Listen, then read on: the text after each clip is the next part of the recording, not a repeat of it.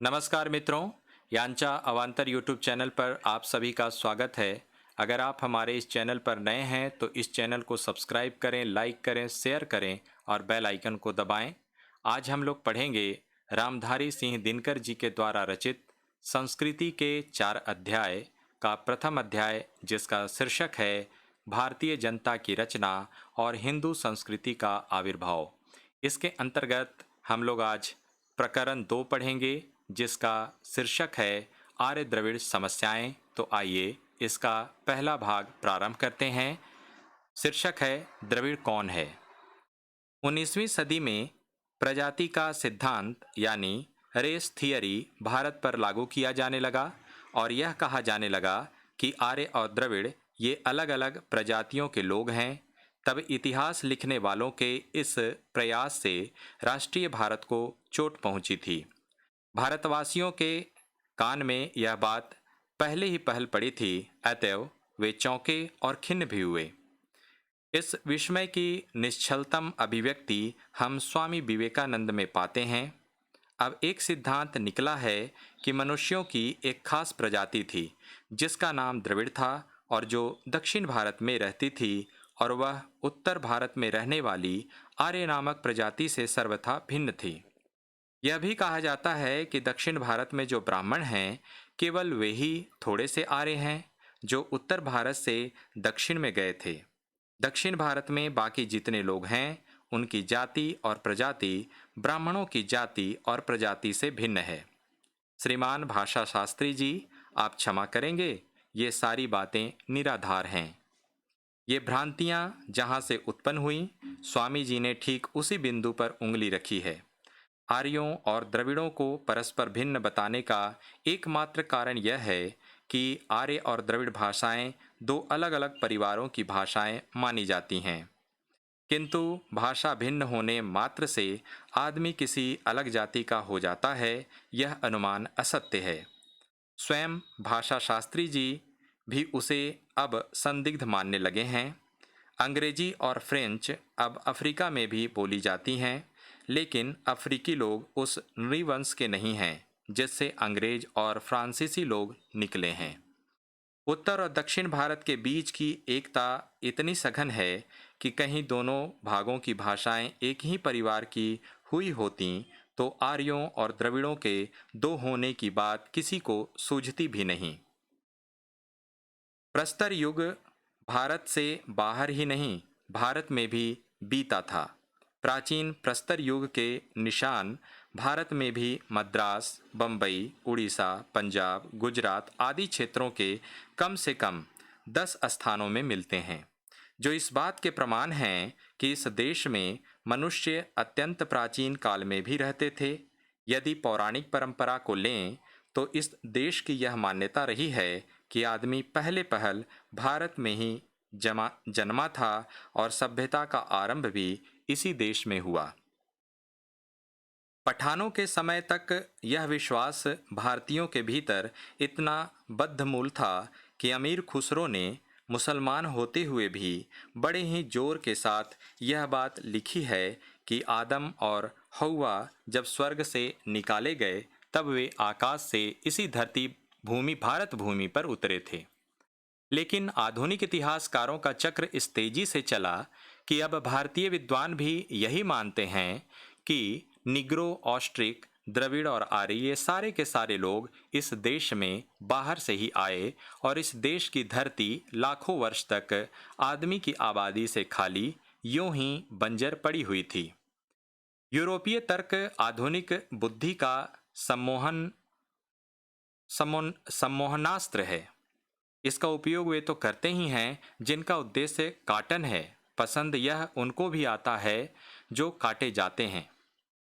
हम हुए, तुम हुए कि मीर हुए, एक ही जुल्फ के आसीर हुए।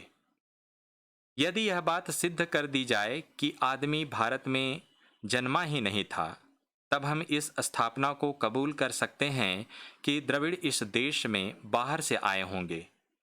किंतु तब भी यह बात किसी भी प्रकार बुद्धि में नहीं आती कि द्रविड़ एक समय सारे उत्तर भारत में फैले हुए थे और आर्यों ने उन्हें इस प्रकार खदेड़कर दक्षिण पहुंचा दिया कि उत्तर में उनका कोई भी चिन्ह बाकी नहीं रहा। इन दोनों लड़ाइयों में जोश खरोश का या प्रतिरोध की मात्रा बहुत अधिक नहीं रहती होगी। यह वह समय था जब लोग बसने की जगह भर जाते थे और बैठने की जगह मिल जाने पर धक्कम धुक्की तो चलती होगी, किंतु शत्रुता भयानक रूप नहीं लेती होगी। और यदि यह मानने की आर्यों ने प्रतिशोध पूर्वक द्रविड़ों को खदेड़कर विंध्य पार पहुंचा दिया, तो आरंभिक आर्य साहित्य में दक्षिण देश का उल्लेख क्यों नहीं है? वेद और ब्राह्मण सप्त सैंधव का नाम लेकर रह जाते हैं। उसके बाद के साहित्य से ब्रह्मावर्त तक का भूगोल समझा जा सकता है। मध्य देश का भूगोल कुछ और बाद को उभारता है। स्वयं पाणिनि 7वीं शताब्दी ईस्वी पूर्व को दक्षिण देश का पता था या नहीं, यह संदेह का विषय है। ऐसी स्थिति में कल्पना यही ठीक लगती है कि यदि द्रविड़ बाहर से आए तो वे समुद्र की राह से आए होंगे और उत्तर भारत में बहुत कम रहे होंगे। अन्यथा वे दक्षिण भारत में आरंभ से ही रहते आए होंगे और आर्यों के साथ उनका संबंध आक्रमण के क्रम में नहीं, आर्यों के भारत में बस जाने पर धीरे धीरे ही बढ़ा होगा। इस संबंध में दक्षिण भारत के दो विद्वानों के मत प्रमुख रूप से उल्लेखनीय हैं। श्री पी.टी. श्रीनिवास आयंगर ने अपनी प्रसिद्ध पुस्तक हिस्ट्री ऑफ तमिल्स में यह विचार प्रकट किया है कि प्राचीन काल में उत्तर भारत को दक्षिण भारत का ज्ञान नहीं था। ऐसा मानना बिल्कुल निराधार है। आयंगर मानते हैं कि वैदिक ऋचाओं में मोती का उल्लेख मिलता है और ये मोती अश्वमेव दक्षिण भारत से ही जाते होंगे। संस्कृत में मोती का एक नाम मुक्ता भी है। आयंगर महोदय का मत है कि मुक्ता शब्द कदाचित तमिल शब्द मुत्तम का संस्कृत रूप है, जिसका अर्थ मोती होता है। डॉक्टर भंडारकर ने भी सुत्त निपात का हवाला देकर ये प्रमाणित किया था कि उत्तर और दक्षिण भारत का संपर्क बुद्ध के जीवन काल में भी था। बावरी नामक ब्राह्मण गोदावरी तट पर रहता था। उसने बुद्ध की अभ्यर्थना के लिए अपने 16 शिष्यों को उत्तर की ओर भेजा था। भंडारकर के मतानुसार दक्षिणापथ से संपर्क के उन दिनों दो मार्ग थे। एक तो सिंधु मुहाने के पास से समुद्र होकर, दूसरा अवंती की माहिष्मती नगरी होकर, जो नर्मदा पर अवस्थित थी। श्री रामचंद्र दीक्षितर ने इस प्रश्न पर बिल्कुल नए ढंग से विचार किया है। सबसे पहली शंका उन्होंने यह उठाई है कि जब यह सिद्ध बात है कि भूगर्भ शास्त्रीय युगों में मानव प्राणी दक्षिण भारत में मौजूद थे, तब यह क्यों नहीं माना जाए कि द्रविड़ उसी भंडार से विकसित हुए हैं। प्राचीन प्रस्तर युग से जब मानव प्राणी नवीन प्रस्तर युग में पहुंचा, तब जीवन निर्वाह के लिए उसने अलग अलग रास्ते अपनाए। कुछ लोग पशुपालन और कृषि में लगे, कुछ लोग मछली मारकर जीवन यापन करने लगे और कुछ लोगों ने जंगलों में और पहाड़ों पर रहकर पहले की भांति शिकारी जीवन बिताना ही पसंद किया। तमिलनाडु में आदिम जातियों के लिए विल्लवर और मीनवर दो विशेषणों का प्रयोग चलता है। विल्लवर वे थे जो तीर धनुष लेकर शिकार करते थे और मीनवर वे थे जो मछली मारकर खाते थे। बिल्लवर से उत्तर भारत के भीलों का संबंध माना जा सकता है। ये सभी लोग जो वनों में और पर्वतों पर रहकर कुछ खेती और कुछ शिकार से जीवन यापन कर रहे हैं, उनकी संस्कृति इन्हीं विल्लवरों की संस्कृति है। जिन्होंने मछली मारना और खेती करना पसंद किया, वे समुद्र तट पर रह गए अथवा समतल में। केवल शिकारी संप्रदाय भारत के विभिन्न जंगलों में फैल गया। समुद्र के समीप होने से इन लोगों ने नौका खोने में दक्षता प्राप्त की और बाद को दूर दूर तक की समुद्र यात्रा भी वे करने लगे। आगे चलकर हिंद एशिया की ओर जाने वालों में दक्षिण भारत और कलिंग के ही लोग प्रधान थे। प्रागैतिहासिक काल में भारत का पश्चिमी देशों के साथ व्यापार का जो संबंध था, उसमें भारत के प्रतिनिधि दक्षिण भारत के ही लोग थे। अवश्य ही नौविद्या अथवा जहाज रानी का अनुभव भारत में सबसे अधिक दक्षिण वालों को ही था, क्योंकि समुद्र तटवासी होने के कारण यह विद्या उन्हीं ने विकसित की थी। पश्चिमी विद्वानों ने यह बताने की कोशिश की है कि मेसोपोटामिया और मिस्र में तथा भूमध्य सागर के किनारे जो सभ्यता प्रचलित थी, उसके साथ द्राविड़ सभ्यता की यत्किंचित समानता देखी जाती है। इस समानता का कारण दीक्षितर यह बताते हैं कि द्रविड़ ही भारत से वहाँ जल और स्थल मार्गों से गए होंगे, और अजब नहीं कि इसी क्रम में उन्होंने उन लोगों से संपर्क स्थापित किया हो जिनकी सभ्यता के निशान मोहनजोदड़ो और हड़प्पा में पाए गए हैं। द्रविड़ कौन हैं? इस प्रश्न का विवेचन करने को जितने भी सिद्धांत बनाए गए, वे सब के सब गोल मटोल और अनुमान पर आधारित हैं, तथा उनमें से कई ऐसे हैं जो परस्पर ही एक दूसरे का खंडन करते हैं। इलियट, स्मिथ और पेरी का कथन है कि सारी सभ्यता मिस्र से फैली है, अतएव द्रविड़ मिस्र से ही भारत गए होंगे। कर्नल होल्डीज का ख्याल है कि द्रविड़ मेसोपोटामिया के पास रहते थे और वहीं से वे भारत गए। होल्डीज का यह भी कहना है कि ब्रहुई लोग मंगोल जाति के थे। उन्होंने द्रविड़ों को पारिजात किया था और बाद को उन्होंने द्रविड़ों की भाषा अपना ली। एक अन्य सिद्धांत यह है कि द्रविड़ सामी जाति के थे। एक सिद्धांत के अनुसार वे तुरानी भंडार से निकले हैं। यह भी कहा जाता है कि ब्रहुई जाति द्रविड़ों की ही एक शाखा थी जो बाहर से भारत आई थी। कुछ विद्वान यहाँ तक गए हैं कि द्रविड़ लोग मंगोल भंडार के हैं। इन सब अनुमानों के विरुद्ध जो नया सिद्धांत आया वह यह है कि द्रविड़ दक्षिण भारत के ही मूल निवासी हैं। उसका आधार भी बहुत ठोस नहीं है, किंतु यह सिद्धांत भारतीय परंपरा को उलट पुलट होने से बचाता है। यह इसकी बहुत बड़ी विशेषता है। इस सिद्धांत को स्वीकार करने में मुख्य बाधाएं चार हैं। पहला, यदि द्रविड़ दक्षिण भारत में ही उत्पन्न हुए और वहीं उन्होंने अपनी सभ्यता का विकास किया, तो भूमध्य सागर के किनारे द्रविड़ सभ्यता का प्रभाव क्यों है? दूसरा, ब्रहुई जाति की भाषा द्राविड़ भाषा से क्यों मेल खाती है? तीसरा, छोटा नागपुर और मध्य भारत के मुंडा लोगों की भाषा का द्राविड़ भाषा से मेल क्यों है? चौथा, सिंधु घाटी की सभ्यता किस जाति की सभ्यता थी? पाश्चात्य पंडित सोच विचार कर इस निष्कर्ष पर पहुंचे हैं कि प्राचीन यूरोप में जो लोग बसे उनकी तीन शाखाएं थीं: आल्पाइन, नार्डिक और भूमध्य सागरीय।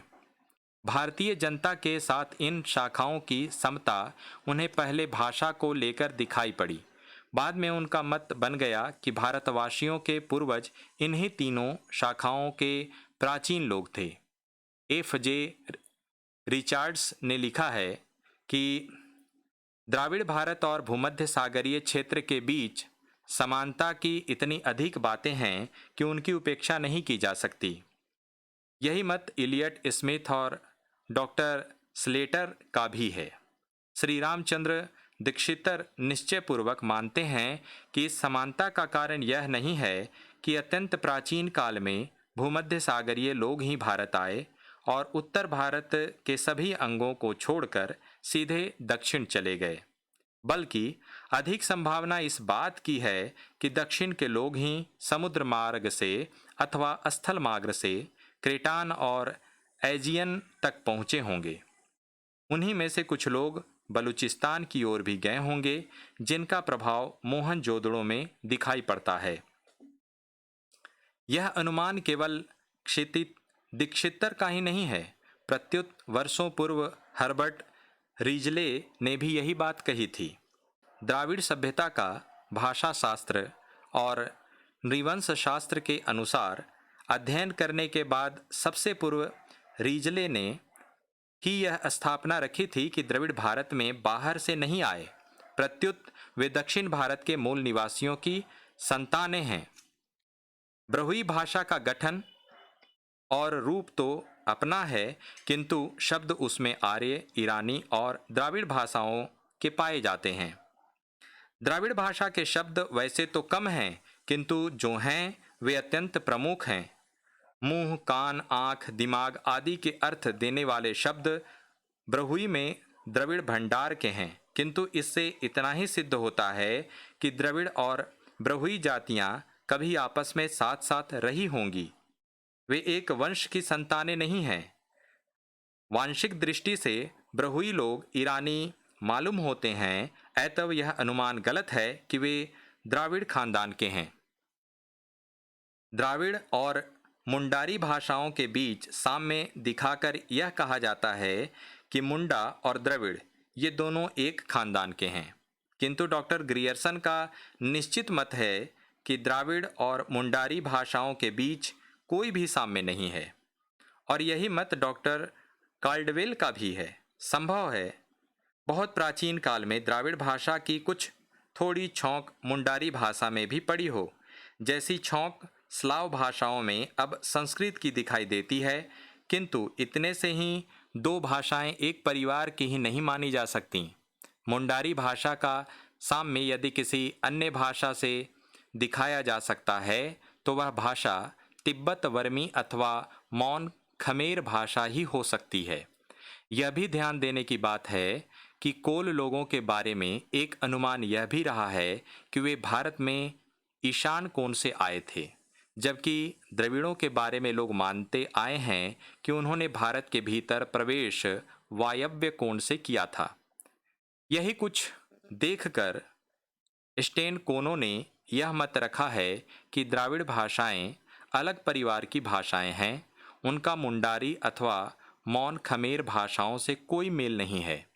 निग्रो और मुंड लोग विंध्य से दक्षिण कभी बसे थे या नहीं, यह बात निश्चयपूर्वक नहीं कही जा सकती। अतएव द्रविड़ और मुंड भाषाओं का साम्य और भी संदिग्ध हो जाता है।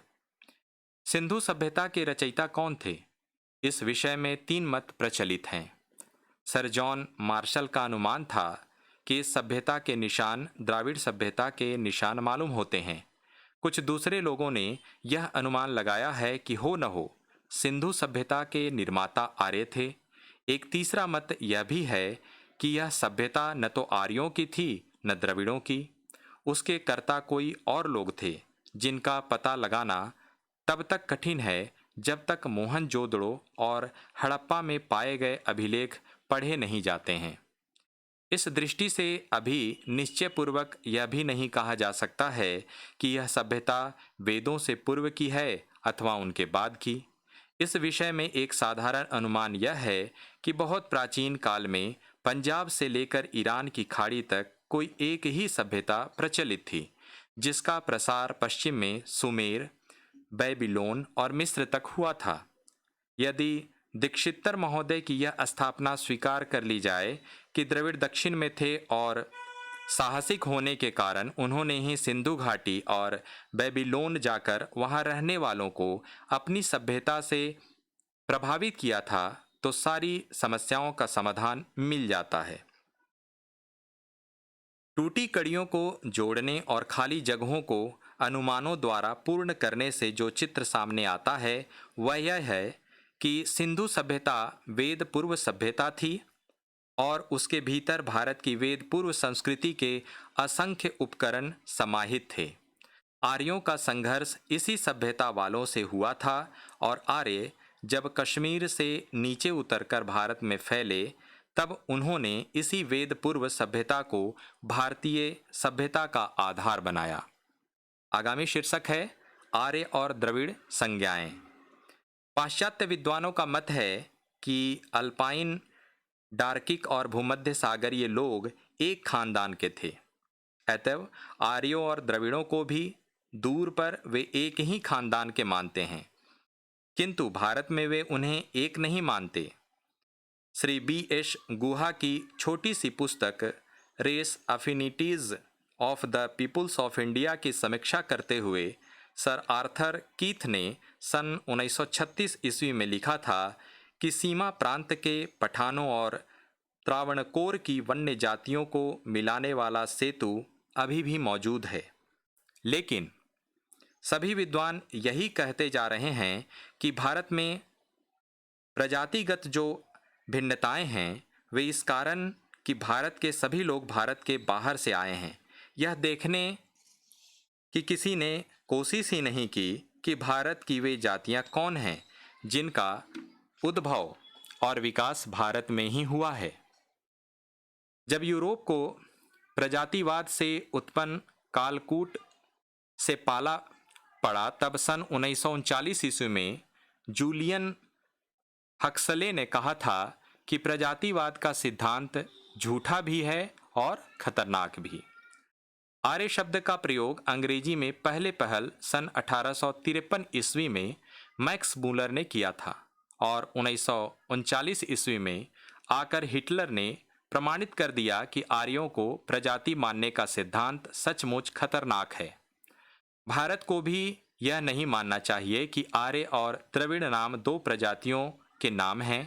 मैक्स मूलर को जब अपनी गलती मालूम हुई उन्होंने स्वयं घोषणा करके कहा था, जब मैं एरियन शब्द कहता हूँ तब मेरा अभिप्राय न रक्त से होता है न अस्थि बाल और खप्पर से। मेरा तात्पर्य केवल उन लोगों से है जो आर्य भाषा बोलते हैं। बस आर्य शब्द का इतना ही अर्थ भारत के लिए भी ठीक है। इसी प्रकार द्रविड़ शब्द भी भारत में प्रजातिवाचक नहीं स्थानवाचक ही रहा है।